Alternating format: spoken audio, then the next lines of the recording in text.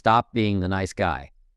How many of you have ever felt that being too nice has sometimes put you at a disadvantage? Maybe you've lent money to a friend and never got it back, or you always agreed to extra work without getting any recognition. It's a common scenario.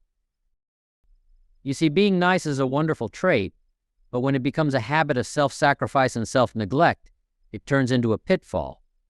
It's important to strike a balance between kindness and assertiveness. Kindness without boundaries can lead to burnout and resentment. Assertiveness without empathy can lead to isolation and conflict. The key is to find a harmony between the two. We live in a world where being nice is often confused with being a pushover. People may take advantage of your kindness if you don't set clear boundaries, and this is not just in personal relationships but in professional settings as well. Think about it. How many times have you taken on extra work because you didn't want to say no? How often have you stayed late at the office, missing family dinners because you were the go-to person? It's commendable to be reliable, but not at the expense of your own well-being and progress. Why it's crucial to balance kindness with assertiveness. First, understand that kindness should come from a place of strength, not weakness. Being kind should be a choice, not a default. When kindness is a choice, it's powerful and respected. But when it's a default, it can be seen as an opportunity for others to exploit you. If you don't value your own time and energy, why should others? People will treat you how you let them treat you. If you constantly say yes to everything, you're indirectly telling them that your time and needs are not as important as theirs. But when you start valuing your own time and set boundaries, you teach others to respect you and your limits. Being assertive doesn't mean being aggressive or unkind. It means being clear and honest about your needs and expectations. It means saying no when you need to without guilt or fear. It's about standing your ground while still being respectful to others. Assertiveness is about balance. It's about saying, I care about you, but I also care about myself. Here's a thought-provoking question for you. Have you ever noticed that the most respected leaders are not always the nicest people, but they are fair and assertive? They know when to say no, they know how to set boundaries, and they know how to manage their time and energy. This doesn't mean they lack kindness, but they balance it with the necessary assertiveness to lead effectively. How do we achieve this balance? Start by setting clear boundaries. Communicate your limits clearly and confidently. Learn to say no without feeling guilty.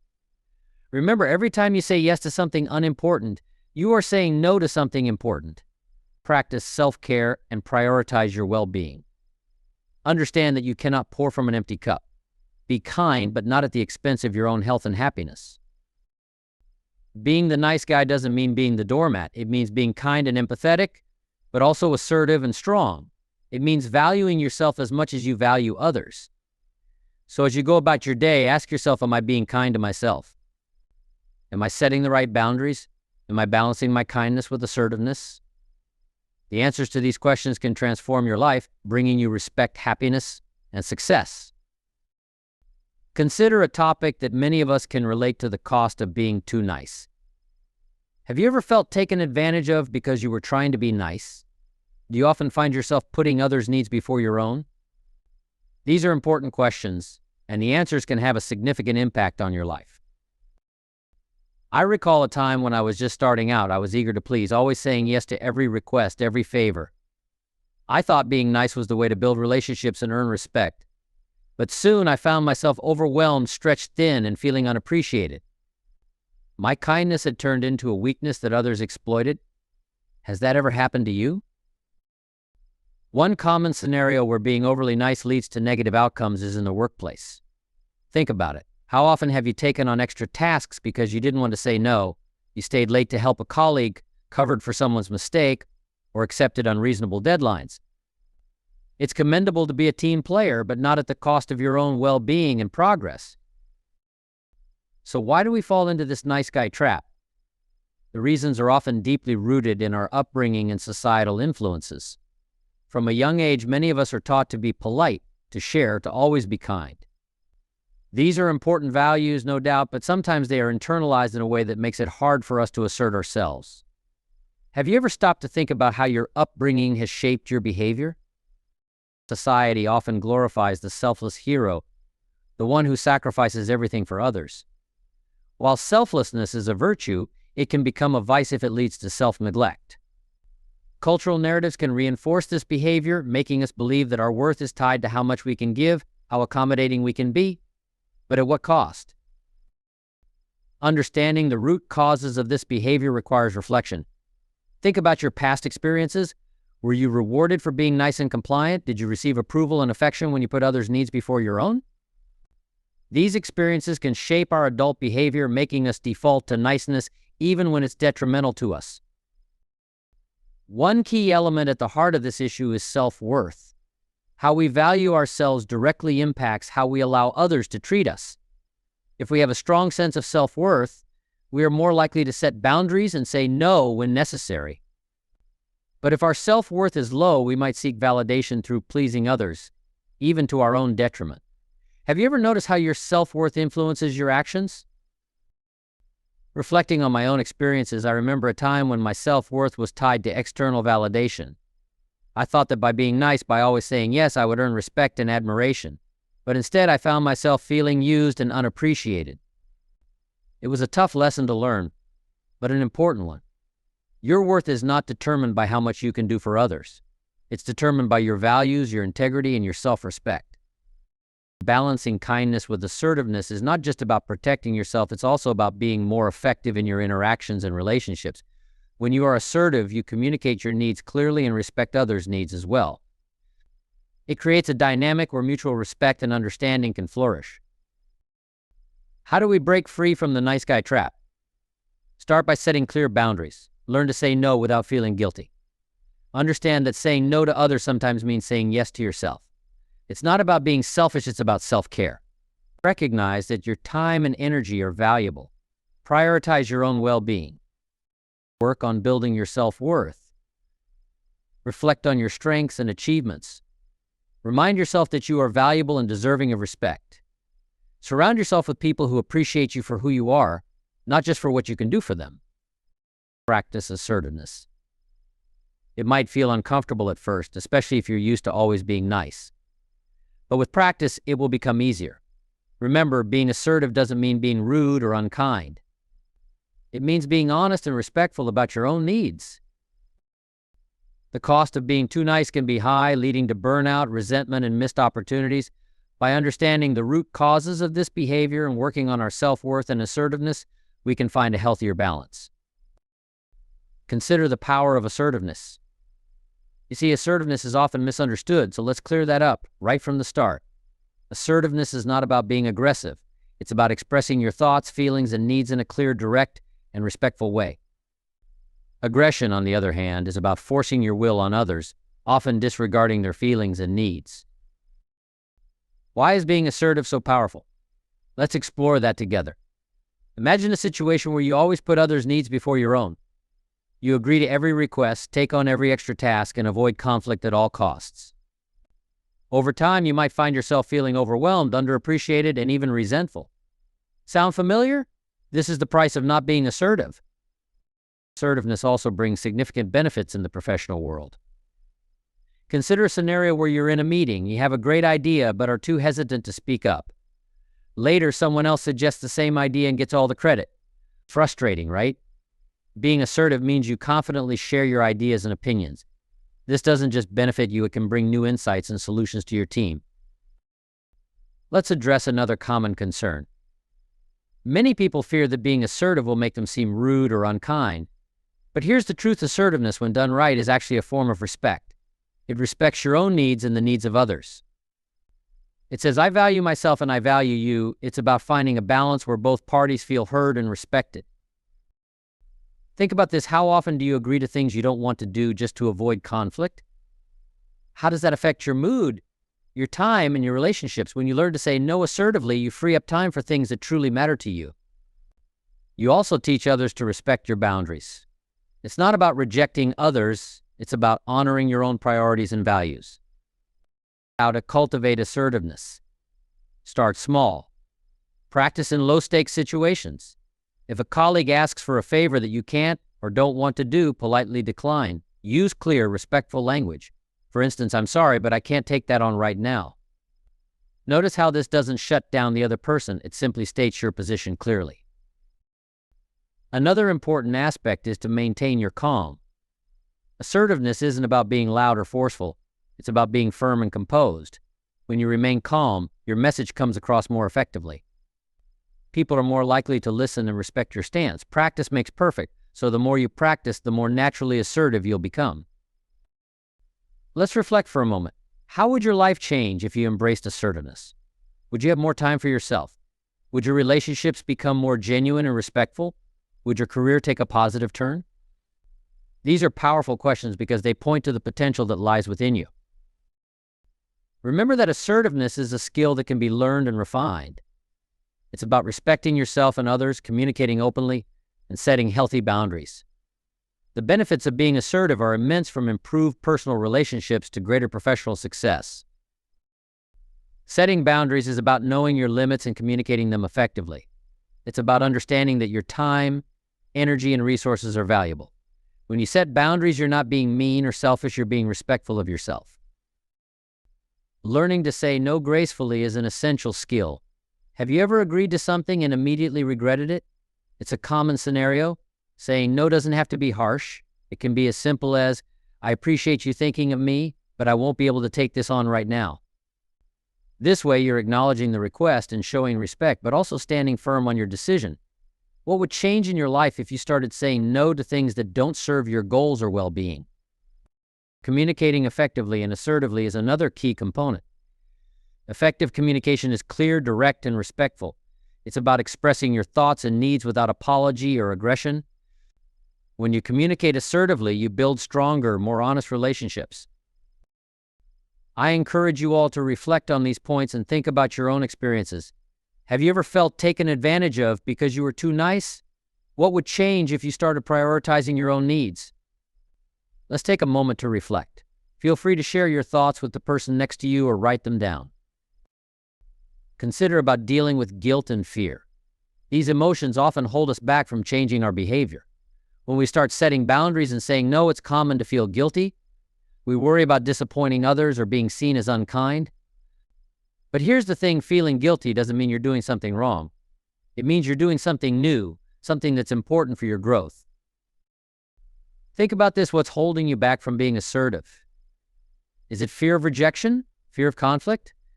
These fears are natural, but they don't have to control you. One technique to manage these emotions is to reframe your thinking. Instead of focusing on the negative consequences of saying no or setting a boundary, focus on the positive outcomes. What benefits will you gain by prioritizing your needs? How will your life improve when you start taking care of yourself? One powerful technique is to practice self-compassion. Be kind to yourself. Understand that it's okay to make mistakes and that you're learning a new skill. Self-compassion helps reduce feelings of guilt and increases your resilience. A good friend of mine, Mike, struggled with guilt whenever he said no. He felt like he was letting people down. But by practicing self-compassion, Mike learned to accept that his needs were just as important as others. This shift in mindset made a significant difference in his life. Have you ever thought about how overcoming these fears could change your life? Imagine the freedom you'd feel. Imagine the respect you'd gain from others and yourself. When you stop being the nice guy and start being assertive, you take control of your life. You become the author of your own story. Stopping the habit of being the nice guy involves setting clear boundaries, learning to say no gracefully, practicing self-care, and communicating effectively. It's about respecting yourself and your needs. Dealing with guilt and fear is part of the process, but with practice and self-compassion, you can overcome these emotions. Reflect on what's holding you back and imagine the positive changes that assertiveness can bring to your life. Let's dig deeper into dealing with guilt and fear. These feelings are often our biggest hurdles when trying to change our behavior. Have you ever asked yourself, what's holding me back from being assertive? More often than not, it's the fear of conflict, rejection, or being seen as unkind. But let's address these fears head on. Let's talk about guilt. Guilt is a common feeling when you start setting boundaries and saying no. You might worry that you're letting someone down or being selfish. But here's the truth, feeling guilty doesn't mean you're doing something wrong. It means you're stepping out of your comfort zone and making necessary changes for your well-being. Think of guilt as a sign that you're growing. When you feel guilty, remind yourself that it's okay to prioritize your needs. It's okay to say no. You deserve to take care of yourself. Fear, on the other hand, often stems from a fear of rejection or conflict. We worry that if we're assertive, people might not like us or might get upset. But let's reframe this fear. What if, instead of causing conflict, being assertive actually improved your relationships? What if people respected you more because you respected yourself? When you communicate your needs clearly and respectfully, you set the tone for healthier, more honest interactions. One technique to manage these emotions is to practice mindfulness. Mindfulness helps you stay present and grounded. When you feel guilt or fear rising, take a few deep breaths and observe your thoughts without judgment. Ask yourself, is this fear based on reality, or is it my mind creating worst-case scenarios? Often, our fears are exaggerated. By staying present, you can respond to situations more calmly and rationally. Another helpful approach is to set small, manageable goals. Start by setting a small boundary and see how it feels. For example, if a friend asks for a favor that you can't or don't want to do, politely decline. Notice how it feels to say no. Did the world end? Probably not. Most likely your friend understood and you felt a sense of relief. By taking small steps, you build confidence and reduce feelings of guilt and fear over time. It's also important to seek support. Talk to friends, family, or a mentor about your feelings. Sharing your experiences can provide validation and encouragement. You might be surprised to find that others have faced similar challenges and can offer valuable advice. Support networks remind us that we're not alone in our struggles. Reflect on this. How would overcoming your fears change your life? Imagine the possibilities. You'd have more time and energy for the things that truly matter to you. You'd build stronger, more respectful relationships. You'd feel more confident and in control of your life. These changes are within your reach. Let's take a moment for reflection. What's one small step you can take today to be more assertive? Maybe it's saying no to an extra task at work. Maybe it's setting a boundary with a friend or family member. Whatever it is, commit to taking that step. Remember, every small action builds momentum. Dealing with guilt and fear is an essential part of learning to be assertive. These emotions are natural, but they don't have to hold you back. By practicing mindfulness, setting small goals, seeking support, and reframing your thinking, you can manage and overcome these feelings. Reflect on what's holding you back and imagine the positive changes that assertiveness can bring to your life. Let's talk about the impact of assertiveness on our relationships. When you think about the relationships in your life, how do you want to be treated by others? What kind of relationships do you desire? These are fundamental questions because they shape our interactions and ultimately our happiness. Assertiveness is the key to building stronger, healthier relationships. When we are assertive, we communicate our needs and boundaries clearly and respectfully. This fosters an environment of mutual respect and understanding. How do you want to be treated by others? If you desire respect, kindness, and understanding, you must first model these qualities yourself. Assertiveness allows you to do just that. It shows others that you value yourself and your time. It teaches them how to treat you. In professional settings, assertiveness can be a game changer. Think about how often misunderstandings or conflicts arise due to poor communication. When you are assertive, you express your thoughts and needs clearly, reducing the chances of misunderstandings. What kind of relationships do you desire? Do you want relationships where there is mutual respect and understanding? Assertiveness is the bridge to these relationships. It allows you to be honest and open, creating a foundation of trust. Let's envision your ideal self. Who do you want to become? What steps will you take to get there? Building a new identity requires confidence and self-esteem, and it starts with a clear vision of who you want to be. Imagine yourself as someone who is confident, respected, and assertive. Picture how this person interacts with others, how they handle challenges, and how they communicate their needs. Building confidence and self-esteem is a process. It starts with small, consistent actions. Begin by setting small goals for yourself. Each time you achieve one, your confidence will grow. For example, start by practicing assertiveness in low-stakes situations. Maybe it's declining an invitation you're not interested in or asking for help when you need it. These small victories build your confidence over time. Think about your own life. What steps can you take to build your confidence and self-esteem? Maybe it's learning a new skill, seeking feedback, or stepping out of your comfort zone. Each step, no matter how small, moves you closer to your ideal self. Who do you want to become? What qualities do you admire in others that you'd like to develop in yourself? Envisioning your ideal self gives you a roadmap for personal growth and development. It helps you set clear goals and stay motivated. Personal growth is a journey of continuous improvement. It's about becoming the best version of yourself. Along the way, you'll face challenges and setbacks, but these are opportunities for growth. When you encounter obstacles, ask yourself, what can I learn from this? How can I use this experience to become better? Being assertive not only improves your relationships, but also enhances your self-respect and confidence. It allows you to build a new identity based on mutual respect, understanding, and personal growth. Reflect on who you want to become and the steps you'll take to get there. As we come to the end of our time together, I want to reinforce the importance of finding a balance between being nice and assertive. It's crucial to be kind, but it's equally important to stand up for yourself and set boundaries. This balance is the key to healthy relationships and personal fulfillment. Think about the times when you felt overwhelmed because you couldn't say no, or the moments when your kindness was mistaken for weakness. These experiences can be draining and disheartening. But imagine a different scenario. Picture yourself confidently expressing your needs and setting boundaries. See how others respect you more when you respect yourself. This is the power of assertiveness. It doesn't diminish your kindness, it amplifies your strength. Reflect on how your life can change by embracing assertiveness. How would your relationships improve? How would you feel knowing that you can say no without guilt and yes with conviction? By finding this balance, you'll create a life where your kindness is appreciated and your boundaries are respected. Let's take action. Change begins with a single step. Maybe it's setting a small boundary today. Maybe it's saying no to something that doesn't serve your goals. Whatever it is, commit to taking that step. Embrace the discomfort that comes with change, knowing that it's a sign of growth. Remember, every small step you take leads to a significant transformation. Let's make a commitment today. Let's commit to balancing kindness with assertiveness. Let's commit to respecting ourselves as much as we respect others.